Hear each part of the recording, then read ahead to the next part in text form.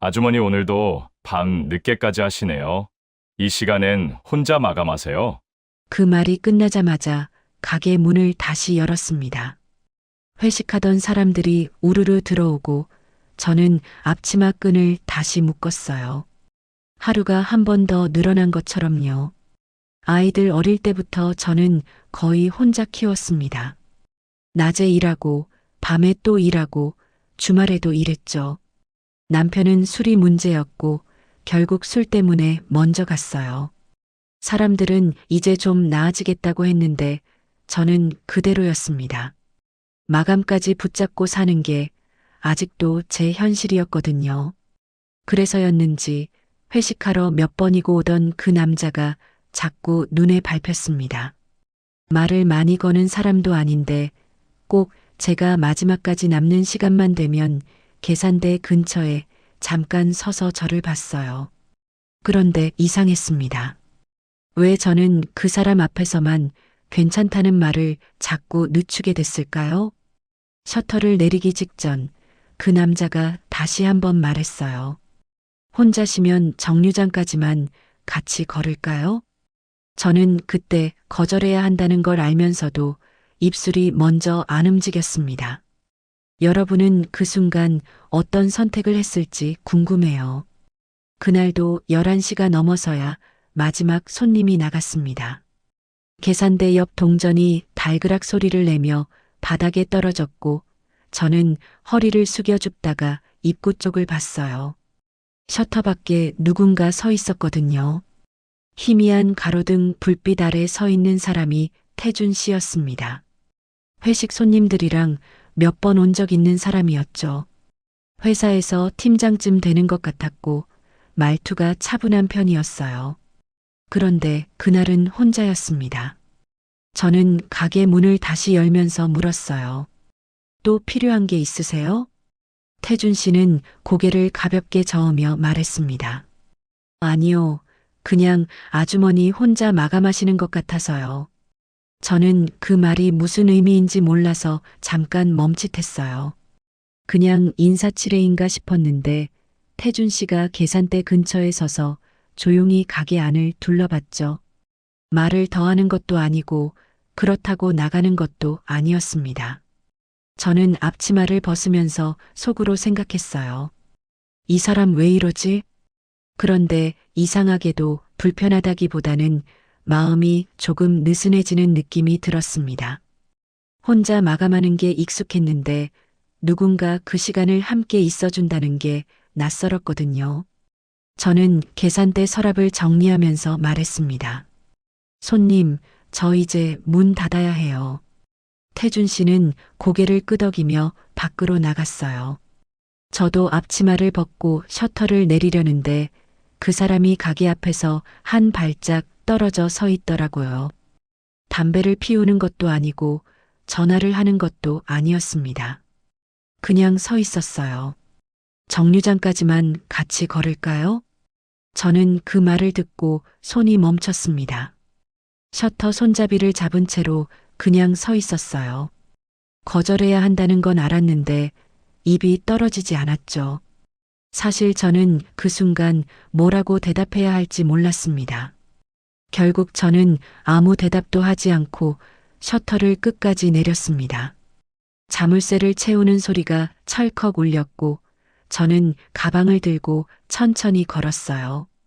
태준 씨는 제 옆에서 말없이 따라왔죠. 정류장까지는 5분도 안 걸렸습니다. 그런데 그 짧은 시간이 이상하게 길게 느껴졌어요. 발소리만 2개 들렸고 저는 고개를 들지 못했죠. 밤 공기가 차가웠고 가로등 불빛이 길바닥을 희미하게 비추고 있었습니다. 정류장에 도착하자 태준 씨가 먼저 말했습니다. 집까지 무사히 들어가세요. 저는 고개만 끄덕였어요. 그리고 그 사람이 돌아서는 걸 보면서 속으로 생각했죠. 이러면 안 되는데. 혼자 산 지 오래됐고 남자랑 이렇게 걷는 것도 오랜만이었거든요. 그런데 싫지는 않았습니다. 오히려 마음 한구석이 조금 따뜻해지는 느낌이었어요. 버스를 기다리면서 저는 핸드폰을 꺼내 시간을 확인했습니다. 11시 45분이었고 집에 도착하면 자정이 넘을 거였어요. 매일 이런 시간에 집에 들어가는 게 익숙했지만 그날은 왠지 쓸쓸하게 느껴졌습니다. 그 다음 날도 저는 마감 시간이 되면 자꾸 입구 쪽을 봤습니다. 혹시 또 오는 건 아닐까 하는 마음이 제 안에 조금씩 자리 잡았거든요. 하지만 태준 씨는 나타나지 않았어요.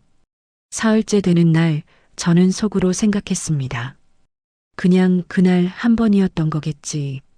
그런데 그날 저녁이었습니다. 손님이 유난히 많았고 저는 계산대와 주방을 오가며 땀을 흘렸어요. 11시가 넘어서야 마지막 손님이 나갔고 저는 테이블을 닦으면서 허리를 폈습니다. 셔터를 내리고 돌아서는데 태준 씨가 또 그 자리에 서 있었어요. 이번에는 편의점 커피 2개를 들고 있었죠. 오늘도 늦으시네요. 저는 대답 대신 가볍게 웃었습니다. 그리고 이번엔 제가 먼저 걸었어요. 태준 씨는 말없이 따라왔고 우리는 정류장까지 또 함께 걸었죠. 정류장 벤치에 앉아서 태준 씨가 커피 한 캔을 제게 건넸습니다. 드세요.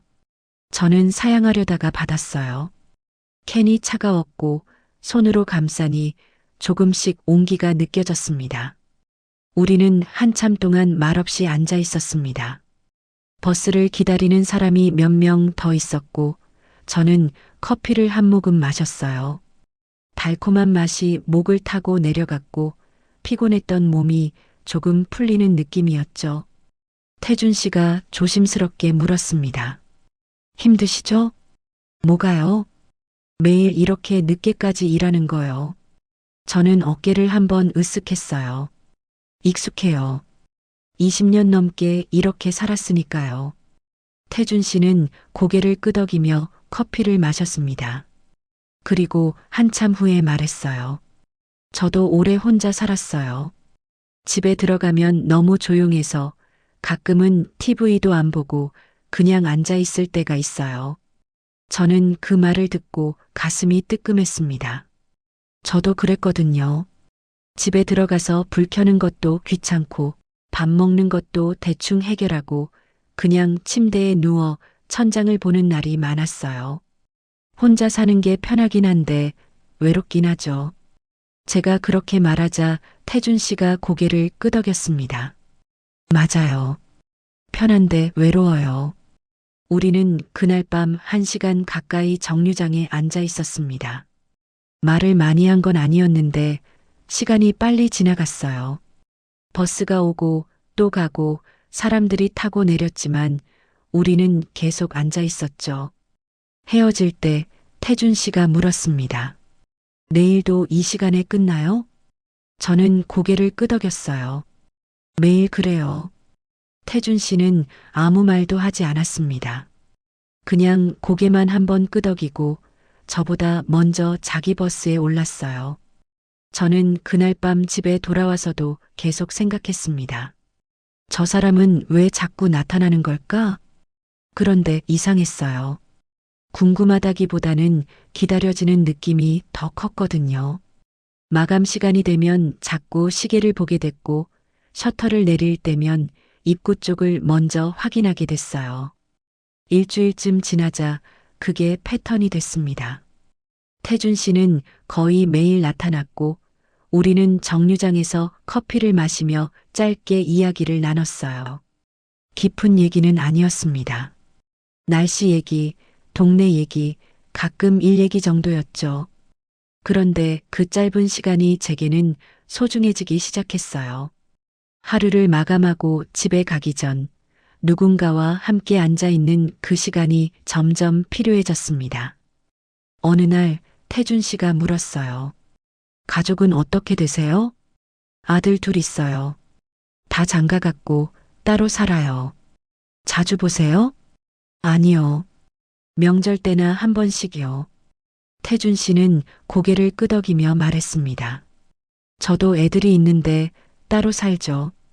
명절에도 바쁘다고 잘 안 와요. 저는 그 말을 듣고 조금 안심이 됐어요. 같은 처지구나 하는 생각이 들었거든요. 남편분은요? 태준 씨가 조심스럽게 물었고 저는 잠깐 말을 멈췄습니다. 일찍 갔어요. 술 때문에요. 힘드셨겠어요.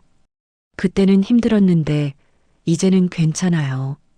저는 그렇게 대답했지만 사실 완전히 괜찮지는 않았어요. 남편이 세상을 떠난 뒤로 저는 계속 혼자였고 그게 익숙해졌지만 외로웠거든요. 버스를 기다리면서 태준 씨가 말했습니다. 혼자 다 감당하면 몸 먼저 망가져요. 저는 웃으면서 대답했어요. 괜찮아요. 이렇게 오래 했는걸요. 그런데 집에 돌아와서도 그 말이 자꾸 남았습니다. 혼자 다 감당하면 몸 먼저 망가진다. 저는 그날 밤 침대에 누워서 천장을 봤어요. 태준 씨가 제 생활을 걱정해 준 게 이상하게 마음에 걸렸거든요. 누군가 저를 봐준다는 느낌이 오랜만이었죠. 그날 이후로 태준 씨와 저는 조금씩 가까워졌습니다. 말을 많이 한 건 아니었지만 서로의 존재가 편해졌어요. 저는 마감 시간이 기다려졌고 태준 씨는 빠짐없이 나타났죠. 어느 날 비가 오는 저녁이었습니다. 손님이 없어서 일찍 마감할 수 있었는데 셔터를 내리는데 태준 씨가 우산을 쓰고 서 있었어요. 비 맞고 가시려고요? 저는 고개를 저었습니다. 괜찮아요. 금방 그칠 것 같아서요. 태준 씨는 우산을 제게 건넸습니다. 같이 쓰고 가요. 우리는 우산 하나를 함께 쓰고 정류장까지 걸었어요. 어깨가 닿을 듯 말 듯한 거리였고 빗소리가 우산 위에서 똑똑 울렸습니다. 정류장에 도착해서 태준 씨가 물었어요. 내일도 오면 될까요? 저는 대답 대신 가볍게 웃었습니다. 그리고 버스에 올라 창밖을 보면서 생각했죠. 나 지금 뭐 하는 거지? 그 뒤로 태준 씨는 거의 매일 나타났습니다. 회식이 없는 날도, 비가 오는 날도, 바람이 센 날도요. 저는 그게 우연이라고 생각하지 않았어요. 어느 날 저는 마감을 평소보다 30분 일찍 했습니다. 손님이 없어서 일찍 정리할 수 있었거든요. 그런데 셔터를 내리려는데 맞은편 편의점 앞에 태준 씨가 서 있었어요. 저는 그 모습을 보고 가슴이 철렁했습니다. 저 사람이 나를 기다린 거야? 태준 씨는 제가 나오는 걸 보고 천천히 걸어왔어요. 오늘은 일찍 끝나셨네요. 손님이 없어서요. 그럼 커피라도 한 잔 하실래요? 저는 고개를 끄덕였습니다. 이제는 거절하는 게 더 이상하게 느껴졌거든요. 우리는 편의점 앞 작은 테이블에 앉았어요. 태준 씨가 커피 2개를 사와서 하나를 제 앞에 놓았죠. 캔이 차가웠고 저는 손으로 감싸면서 조금씩 온기를 느꼈습니다. 평일 저녁 11시쯤이면 동네가 조용해졌어요. 가끔 차가 지나가고 편의점 형광등 불빛만 환했죠. 저는 커피를 마시면서 태준 씨를 힐끗 봤습니다. 태준 씨는 말이 많은 사람이 아니었어요. 그냥 조용히 앉아서 커피를 마시고 가끔 짧게 말을 건넸죠. 그런데 그 침묵이 불편하지 않았습니다. 오히려 편했어요. 일 오래 하셨죠? 태준 씨가 물었고 저는 고개를 끄덕였습니다. 23년쯤 됐어요.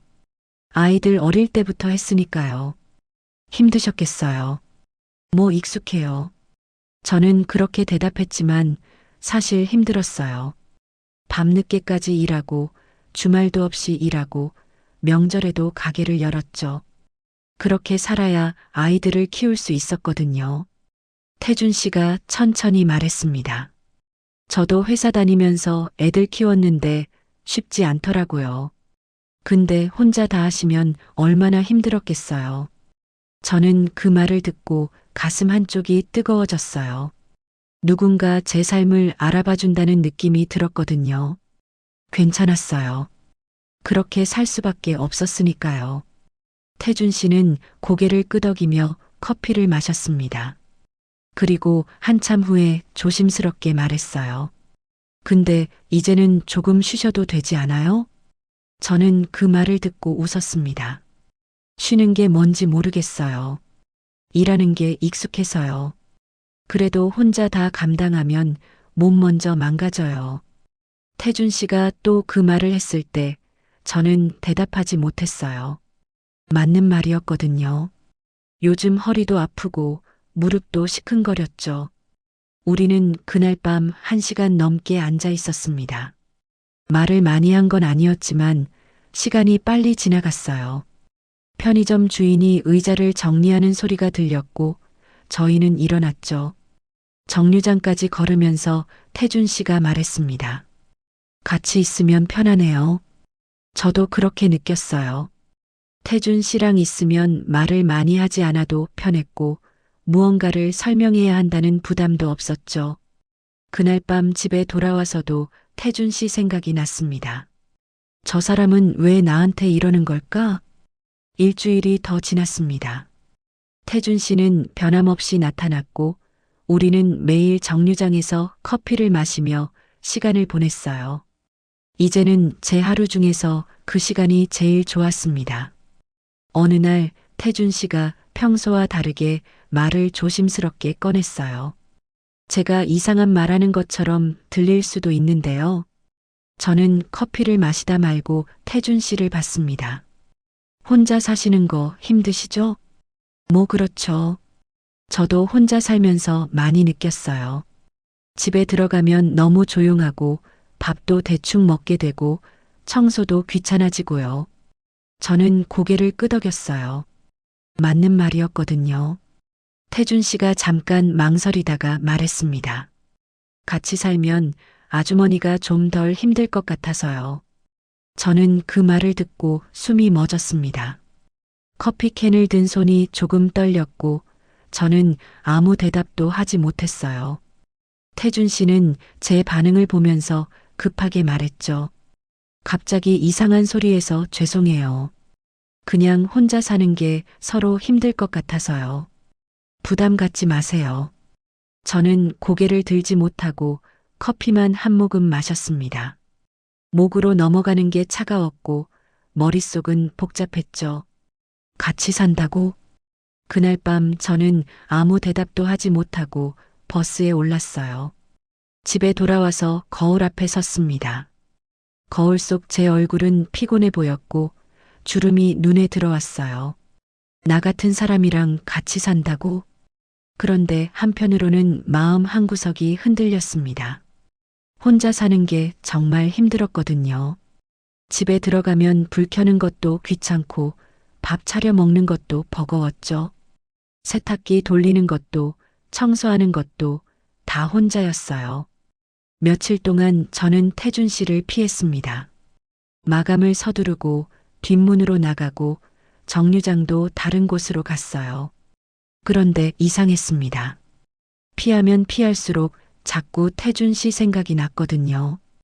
혼자 집에 앉아 있으면 태준 씨가 한 말이 계속 떠올랐어요. 같이 살면 덜 힘들 것 같아서요.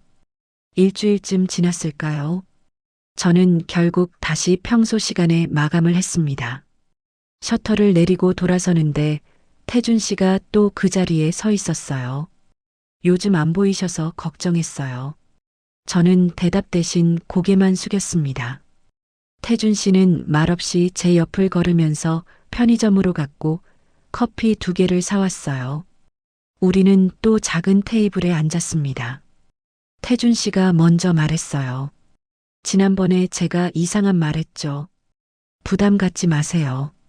그냥 혼자 사는 게 서로 힘드니까 그런 생각을 해봤어요. 저는 고개를 저었습니다. 아니에요. 제가 생각을 좀 해봤어요. 태준 씨는 저를 조용히 봤어요. 저는 천천히 말했습니다. 같이 산다는 게 쉬운 일은 아니잖아요. 서로 익숙한 게 다르고 생활 방식도 다르고요. 맞아요.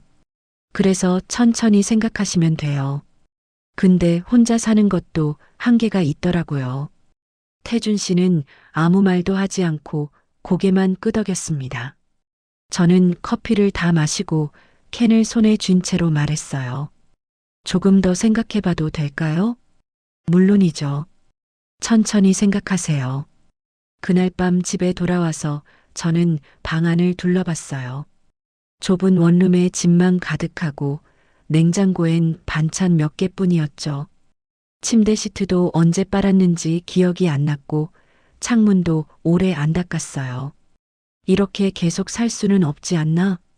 그 생각이 들었을 때 저는 이미 마음이 기울어진 걸 느꼈습니다. 한 달쯤 지났을까요? 저는 결국 태준 씨한테 말했어요. 같이 살아볼까요? 태준 씨는 놀란 표정으로 저를 봤습니다. 정말요? 네. 근데 천천히 해요. 제가 낯을 좀 가리거든요. 태준 씨는 웃으면서 고개를 끄덕였어요. 물론이죠. 천천히 해요. 그날 밤 집에 돌아와서 저는 한참 동안 앉아 있었습니다. 내가 지금 제대로 하는 건가 하는 생각이 들었어요. 그런데 한편으로는 기대가 됐습니다. 혼자가 아닌 삶이 어떤 건지 궁금해졌거든요. 결정을 내리고 나서 한 달 동안 저는 천천히 짐을 정리했습니다. 태준 씨는 저를 재촉하지 않았고 저는 조금씩 마음을 다잡았어요. 큰 캐리어를 꺼낼 생각은 없었습니다. 가방 몇 개면 충분했거든요. 옷 몇 벌, 화장품, 자주 쓰는 물건 정도만 챙겼죠. 짐을 싸면서 저는 계속 생각했습니다. 재혼이라는 단어보다 숨통이라는 느낌이 더 앞섰어요. 누군가와 함께 산다는 게 이제는 부담이 아니라 안도감처럼 느껴졌죠. 태준 씨 집은 제가 사는 곳에서 버스로 40분 거리였습니다. 아파트 단지가 조용했고 나무가 많았어요. 저는 택시에서 내려 아파트 입구를 보면서 한참 서 있었죠. 여기서 살게 되는구나. 태준 씨가 현관문을 열어줬습니다. 들어오세요. 저는 신발을 벗으면서 가지런히 놓았어요. 현관이 넓었고 거실이 보였죠. 제가 살던 원룸보다 몇 배는 넓었습니다. 거실 창으로 햇빛이 들어왔고 소파가 깨끗하게 놓여 있었어요. 부엌도 넓었고 식탁도 컸죠. 저는 천천히 집안을 둘러보면서 숨을 깊게 들이마셨습니다. 방은 이쪽이에요. 태준 씨가 안방을 보여줬어요. 침대가 크고 옷장이 있었죠. 창문도 커서 밖이 잘 보였습니다. 편하게 생각하세요. 태준 씨가 그렇게 말했지만 저는 편할 수가 없었어요. 새 집이라는 게 원래 그렇잖아요. 어디에 뭐가 있는지 모르고 어디까지 써도 되는지 모르고요. 저는 짐을 방에 풀면서 한참 동안 가만히 앉아 있었습니다. 창밖으로 나무가 보였고 바람 소리가 들렸어요. 아이들 키우면서 살던 좁은 집, 남편이 술 먹고 들어오던 집, 혼자 남아서 버티던 원룸. 모든 게 떠올랐습니다. 이제 여기서 살게 되는구나. 첫날은 조용했습니다. 태준 씨는 저녁을 간단하게 차려줬고 저는 설거지를 했어요. 말은 많지 않았지만 그게 오히려 편했죠. 저녁을 먹고 나서 저는 거실 소파에 앉아 TV를 봤어요. 태준 씨는 옆에 앉아서 같이 뉴스를 봤죠. 말은 없었지만 함께 있다는 느낌이 나쁘지 않았습니다. 밤이 되자 저는 방으로 들어갔어요. 침대에 누우니 천장이 낯설었고 이불 냄새도 달랐죠. 잠이 쉽게 오지 않았습니다. 이틀째도 사흘째도 비슷했습니다. 저는 아침에 일어나서 간단하게 청소를 하고 낮에는 태준 씨가 출근한 사이 집안을 천천히 둘러봤어요. 냉장고 안에 뭐가 있는지, 선반에 뭐가 놓여 있는지 확인하면서 조금씩 익숙해졌죠. 태준 씨가 쓰던 컵, 접시, 수저들을 만지면서 이제 이것들이 내 것이기도 하구나 생각했습니다. 낮에 혼자 있을 때면 창밖을 자주 봤어요. 나무가 많아서 바람이 불 때마다 나뭇잎이 흔들렸고 새소리도 들렸죠. 원룸에서는 창밖에 다른 건물만 보였는데 여기는 달랐습니다. 태준 씨는 저녁 6시쯤 퇴근했어요. 저는 간단하게 저녁을 차렸고 같이 식사를 했죠. 오늘 뭐 하셨어요? 청소 좀 하고 TV 좀 봤어요. 힘들지 않으세요? 아니요, 괜찮아요. 대화는 짧았지만 불편하지 않았습니다. 일주일쯤 지나자 조금씩 익숙해졌어요. 어디에 뭐가 있는지 알게 됐고, 청소기는 어떻게 쓰는지, 세탁기는 어떻게 돌리는지 배웠죠. 태준 씨는 제가 필요한 걸 물어보면 천천히 알려줬어요. 그런데 일주일째 되던 날 저녁이었습니다. 저녁을 먹고 있는데 초인종이 울렸어요. 저는 태준 씨를 받고 태준 씨는 애들 왔나 보내라고 말했습니다. 저는 그 순간 숨이 멎었어요. 자식들, 태준 씨가 자식 얘기를 한 적은 있었지만 이렇게 갑자기 올 줄은 몰랐어요. 저는 급하게 식탁을 정리하려다가 손이 떨렸습니다. 태준 씨는 자연스럽게 현관으로 갔고 문을 열었습니다. 왔어? 아버지, 우리 왔어요. 오늘 저녁 먹었어요? 밝은 목소리가 들렸고 저는 자리에서 일어나지 못했어요. 태준 씨가 돌아오면서 저를 봤죠. 애들이에요. 인사하세요. 저는 고개를 숙이며 인사했습니다. 안녕하세요. 자식들은 딸 하나, 아들 하나였어요. 딸은 30대 중반쯤 돼 보였고 아들은 30 초반 정도였죠. 둘 다 저를 보는 눈빛이 차가웠습니다. 아버지, 저희 몰랐어요.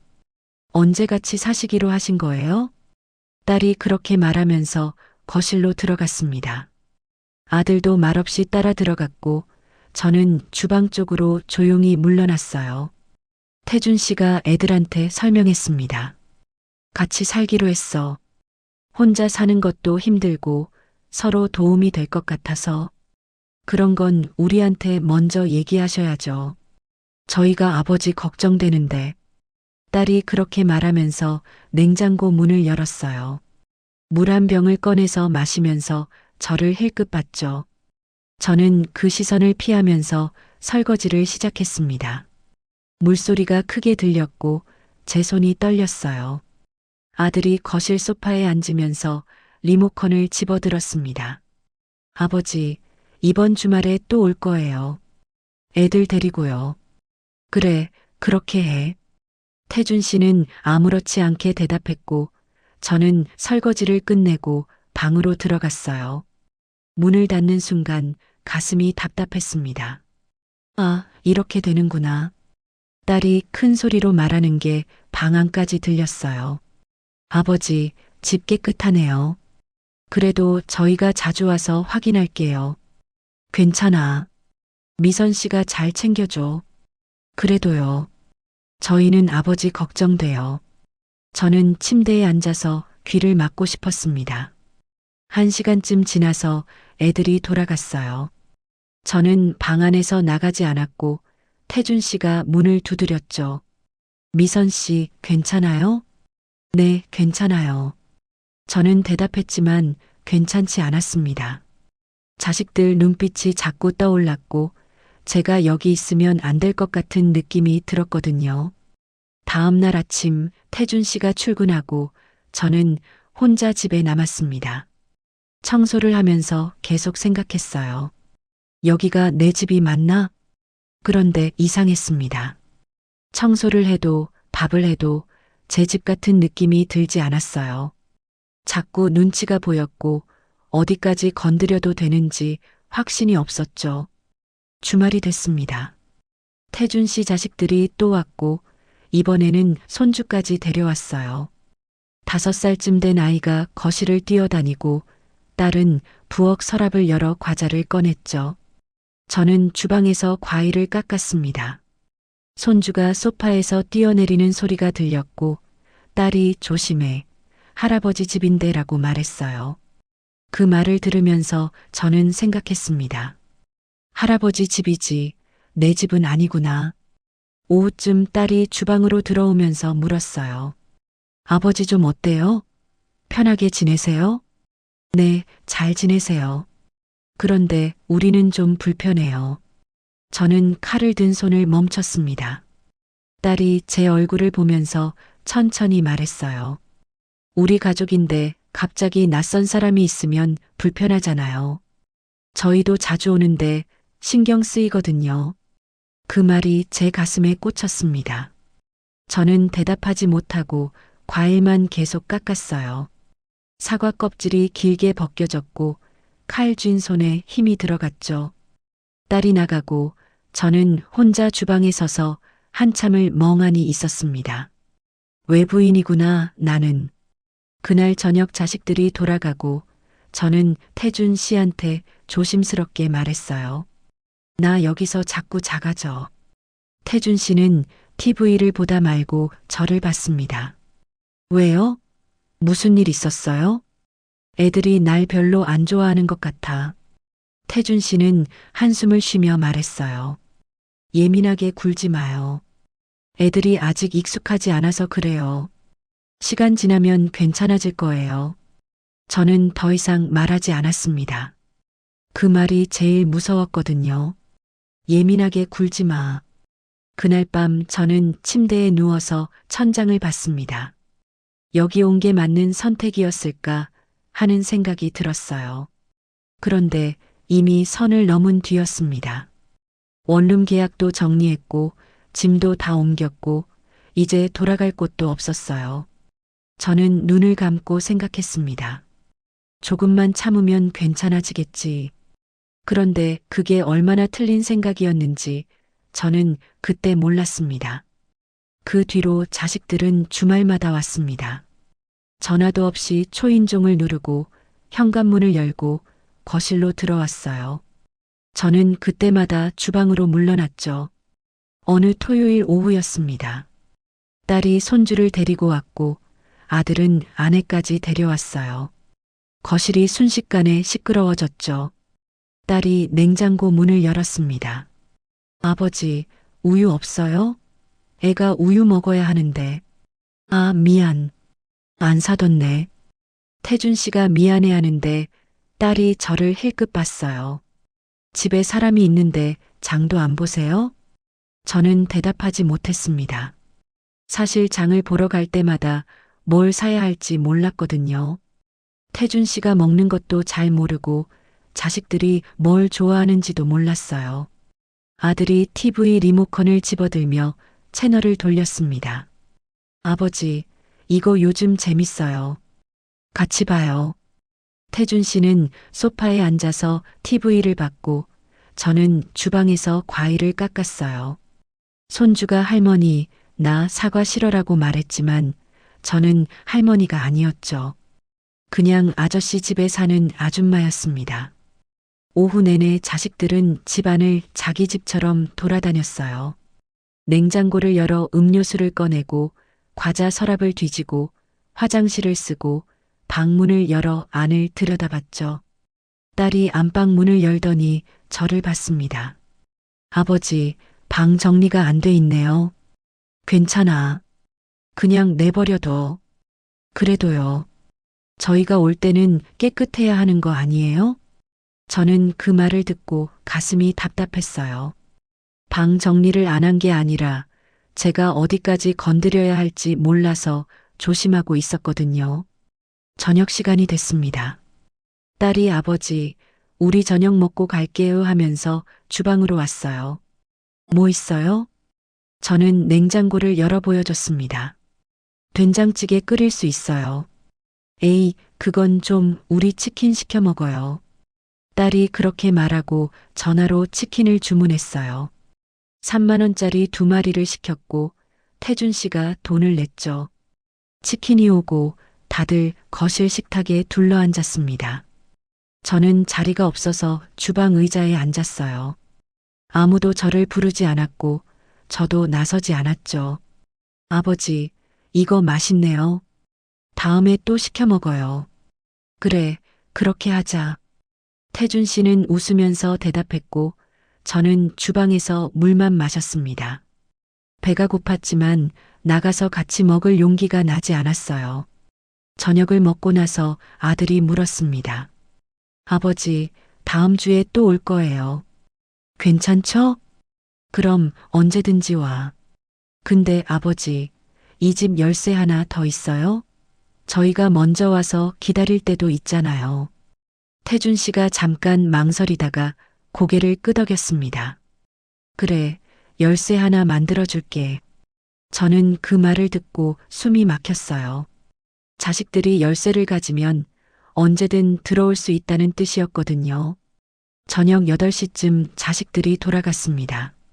거실에 치킨 뼈와 콜라 캔이 어질러져 있었고 저는 말없이 치웠어요. 태준 씨는 소파에 앉아서 TV를 보고 있었죠. 미선 씨, 오늘 수고했어요. 저는 대답하지 않았습니다. 수고한 게 뭐가 있나 싶었어요. 그냥 구석에서 눈치만 보다가 뒷정리만 했을 뿐이었죠. 다음 주에도 자식들이 왔습니다. 이번에는 딸이 친구까지 데려왔어요. 아버지, 제 친구예요. 인사해요. 낯선 사람까지 집에 들어오고 저는 더 작아졌습니다. 친구가 저를 보면서 아, 같이 사시는 분이세요? 하고 물었지만 딸은 대답하지 않았어요. 그날 오후 딸이 저를 부엌으로 불렀습니다. 저 말씀 좀 드릴게요. 저는 설거지하던 손을 멈추고 딸을 봤어요. 저희가 여기 자주 오잖아요. 근데 솔직히 불편해요. 제가 뭘 잘못했나요? 잘못한 건 아닌데요. 우리 가족인데 낯선 사람이 있으면 편하게 못 있잖아요. 그 말이 칼처럼 날카로웠습니다. 저는 손을 닦으며 천천히 말했어요. 그럼 제가 어떻게 해야 할까요? 글쎄요. 저희는 그냥 아버지랑만 있고 싶거든요. 딸이 나가고 저는 부엌에 혼자 서 있었습니다. 수도꼭지에서 물이 뚝뚝 떨어지는 소리만 들렸고 가슴이 먹먹했어요. 그날 밤 저는 태준 씨한테 말했습니다. 나 여기서 자꾸 작아져요. 태준 씨는 신문을 보다 말고 저를 봤어요. 또 그 얘기예요? 애들이 아직 적응 못한 거예요. 적응이 아니라 날 아예 원하지 않는 것 같아요. 태준 씨가 한숨을 쉬었습니다.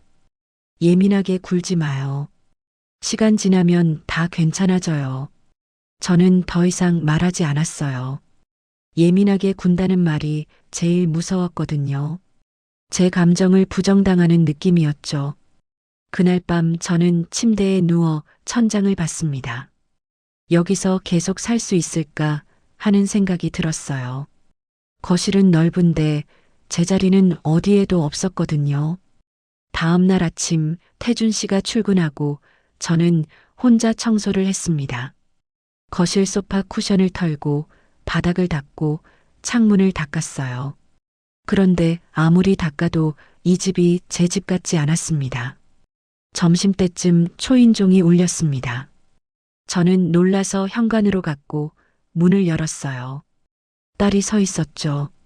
아버지 안 계세요? 출근하셨어요. 아, 그럼 제가 잠깐 들어가도 돼요? 놓고 간 게 있어서요. 딸은 제 대답을 기다리지 않고 안으로 들어왔습니다. 거실을 지나 안방으로 갔고 뭔가를 찾더니 나왔어요. 찾았어요. 그럼 저 갈게요. 딸이 나가고 저는 현관문을 닫으면서 생각했습니다. 여기는 정말 내 집이 아니구나. 일주일이 더 지났습니다. 자식들은 이제 전화도 없이 왔고 열쇠까지 만들어서 가져갔어요. 어느 날은 제가 샤워하는 사이에 들어와 있었죠. 거실에 나가니 아들이 냉장고에서 맥주를 꺼내 마시고 있었어요. 아, 계셨어요? 아버지 어디 가셨어요? 산책 나가셨어요. 그렇구나. 전 맥주 좀 마시고 갈게요. 아들은 소파에 앉아서 TV를 켰고 저는 방으로 들어갔습니다. 문을 닫고 침대에 앉아서 한참을 멍하니 있었어요. 나는 여기서 뭐지? 저녁에 태준 씨가 돌아왔습니다. 저는 조심스럽게 말했어요. 애들이 너무 자주 와요. 그리고 열쇠까지 있으니까 언제 올지도 모르겠어요. 태준 씨는 어깨를 으쓱했습니다. 원래 그래요. 애들이니까. 근데 저는 불편해요. 미선 씨가 적응해야죠. 애들은 원래 이 집 식구니까요. 그 말을 듣는 순간 저는 알았습니다. 제가 아무리 여기 살아도 저는 식구가 아니라는 걸요. 밤에 혼자 앉아 있는데 눈물이 났습니다. 원룸에서 혼자 살 때가 오히려 나았어요.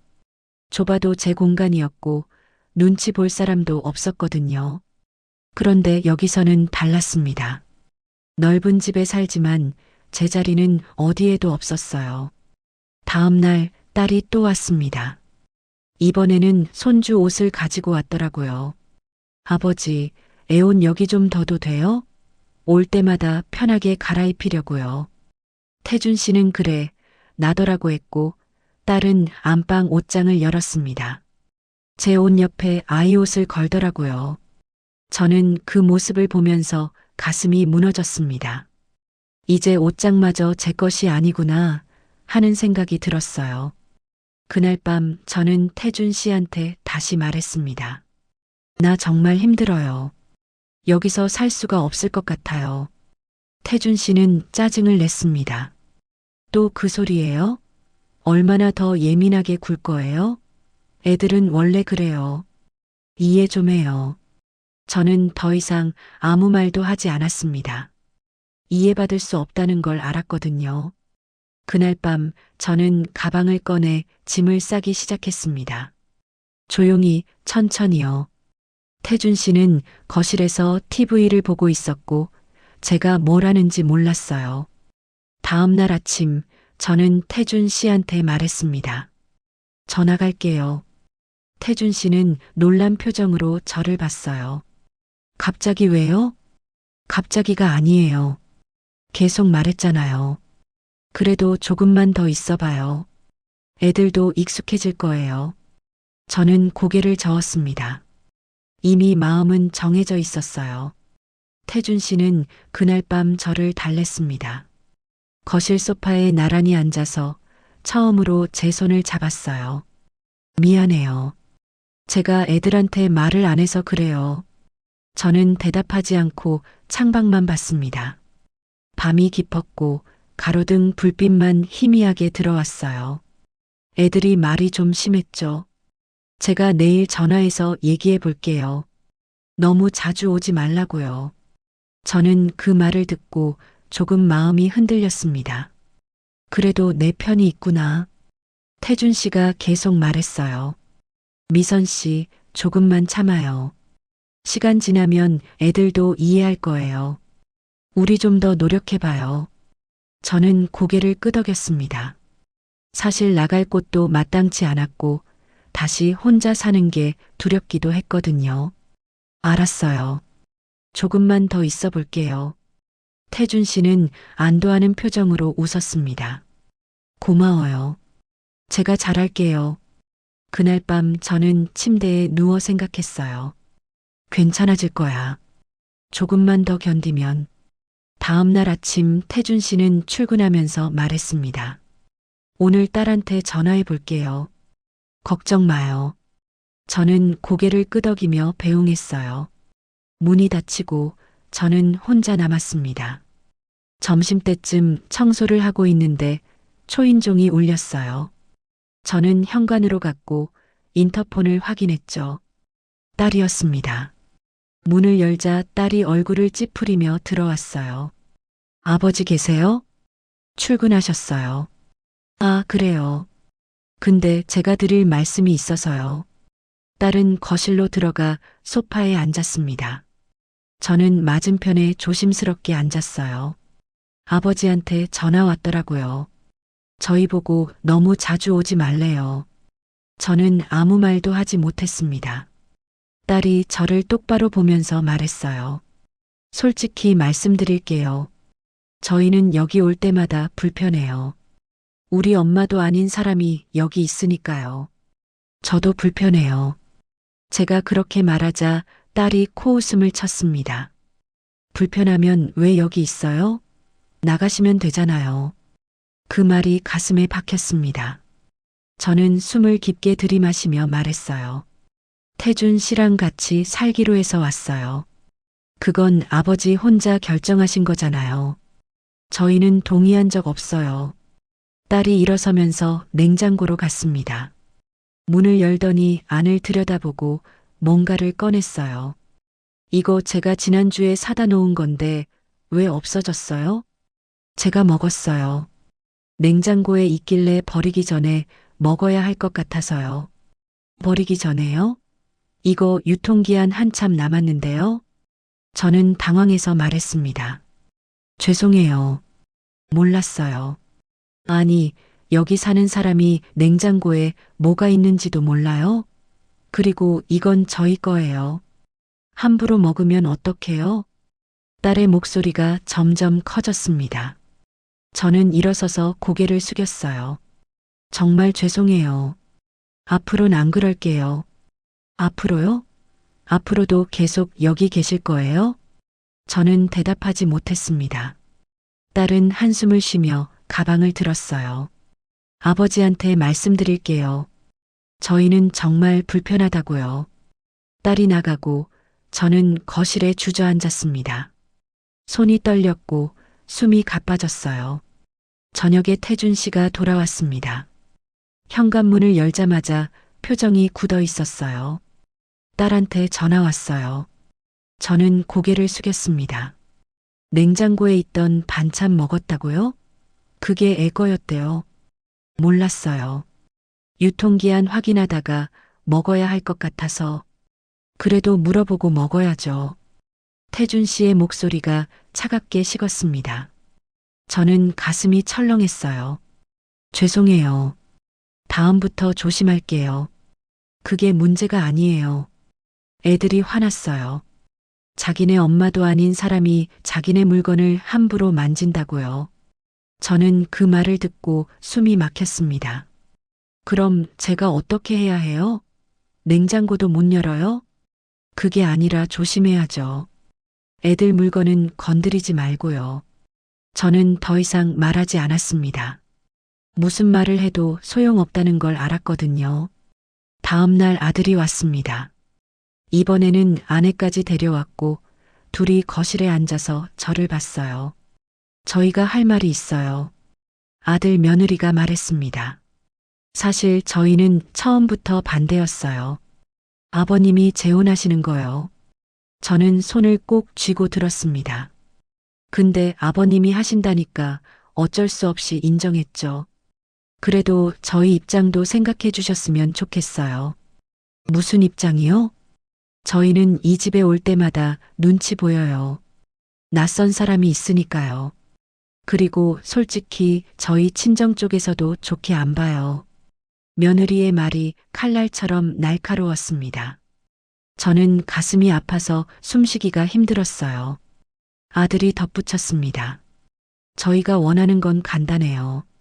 저희가 올 때는 좀 피해 주세요. 아버지랑만 시간을 보내고 싶거든요. 피하라고요? 네. 방에 계시거나 밖에 나가시거나요. 저는 그 말을 듣고 눈물이 날 것 같았어요. 하지만 참았습니다. 알겠어요. 저는 그렇게 대답하고 방으로 들어갔습니다. 문을 닫고 침대에 앉아서 한참을 그냥 앉아 있었어요. 저녁에 태준 씨가 들어왔습니다.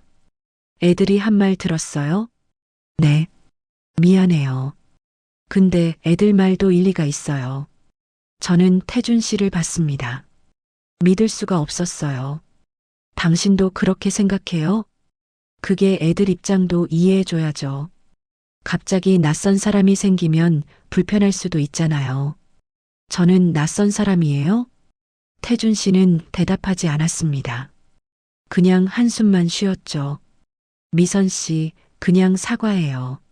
냉장고 건도 그렇고 애들한테 미안하다고 해요. 크게 만들지 말아요. 저는 그 말을 듣는 순간 모든 게 무너졌습니다. 사과하라고? 제가 뭘 잘못했나요? 냉장고에 있던 음식을 먹은 게 잘못인가요?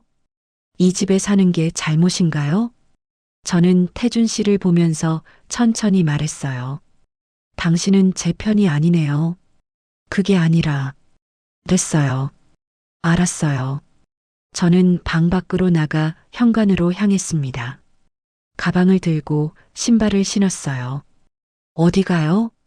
잠깐 바람 쐬고 올게요. 저는 문을 열고 나갔습니다. 현관 손잡이가 차가웠고 그 차가움이 제 손에서 온몸으로 퍼졌어요. 계단을 내려가면서 눈물이 났습니다. 이제 알았어요. 여기는 제가 있을 곳이 아니라는 걸요. 그날 밤 저는 돌아가지 않았습니다. 근처 장기 모텔을 찾아가서 하룻밤 묵을 수 있냐고 물었어요. 일주일 단위로 끊으시면 싸요. 일주일로 할게요. 저는 카드를 내밀고 방 열쇠를 받았습니다. 3층 끝방이었고 복도가 좁고 어두웠어요. 방문을 열고 들어가니 작은 공간이 나왔습니다. 침대 하나, 작은 책상 하나, 옷걸이 몇 개가 전부였죠. 창문도 작았고 밖이 잘 안 보였어요. 저는 가방을 내려놓고 침대에 앉았습니다. 문을 잠그는 소리가 철컥 울렸고 그제야 숨이 조금 돌아왔어요. 핸드폰이 울렸습니다. 태준 씨였죠. 어디예요? 왜 안 들어와요? 밖에 있어요. 밖이 어디예요? 들어와요. 얘기해요. 얘기할 거 없어요. 저는 전화를 끊었습니다. 다시 울렸지만 받지 않았어요. 혼자 앉아서 방 안을 둘러봤습니다. 좁았지만 마음은 편했어요. 아무도 저를 쫓아내지 않고 눈치 볼 사람도 없었거든요. 다음 날 아침 저는 근처 편의점에서 빵과 우유를 샀습니다. 모텔 방으로 돌아와서 작은 책상에 앉아 먹었어요. 빵이 목에 걸렸지만 천천히 삼켰죠. 핸드폰에 문자가 왔습니다. 태준 씨였어요. 미선 씨, 들어와요. 애들한테 제가 말했어요. 다시는 그러지 말라고요. 우리 다시 시작해봐요. 저는 그 문자를 읽고 한참을 생각했습니다. 다시 시작한다고 뭐가 달라질까? 오후쯤 태준 씨한테서 전화가 왔어요. 이번에는 받았습니다. 미선 씨, 어디예요? 만나서 얘기해요. 근처 카페에서 만나요. 저는 주소를 보냈고 1시간 후에 카페로 갔습니다. 태준 씨가 먼저 와 있었어요. 미선 씨. 태준 씨가 말을 시작하려는데 저는 손을 들어 막았습니다. 제가 먼저 말할게요. 태준 씨는 고개를 끄덕였어요. 저는 천천히 또박또박 말했습니다. 저는 사람으로 살고 싶어서 나왔어요. 태준 씨는 어리둥절한 표정으로 저를 봤습니다. 무슨 말이에요? 거기서 저는 사람이 아니었어요. 애들 눈치 보고, 당신 눈치 보고, 냉장고 하나 열 때도 조심하고, 거실에 앉을 때도 눈치 보고요. 그건 애들이 적응할 시간이 필요해서 적응이 아니에요. 저를 원하지 않는 거예요. 당신 애들도, 당신도요. 태준 씨는 고개를 저었습니다. 아니에요. 저는 미선 씨를 원해요. 그럼 왜 애들 편을 들었어요? 왜 저보고 사과하래요? 왜 제 말은 안 들으시고 예민하게 굴지 말래요? 태준 씨는 대답하지 못했습니다. 저는 가방에서 열쇠를 꺼냈어요. 집 열쇠였죠. 이거 돌려드릴게요. 미선 씨, 다시 생각해봐요. 제가 잘못했어요. 앞으로 잘할게요. 당신은 잘못한 게 없어요. 그냥 우리가 안 맞는 거예요.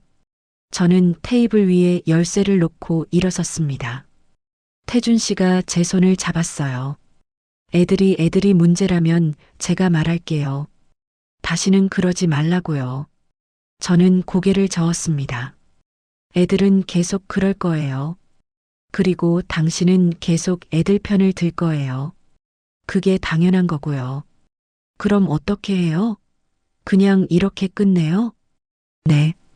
여기서 끝이에요. 저는 손을 빼고 카페를 나왔습니다.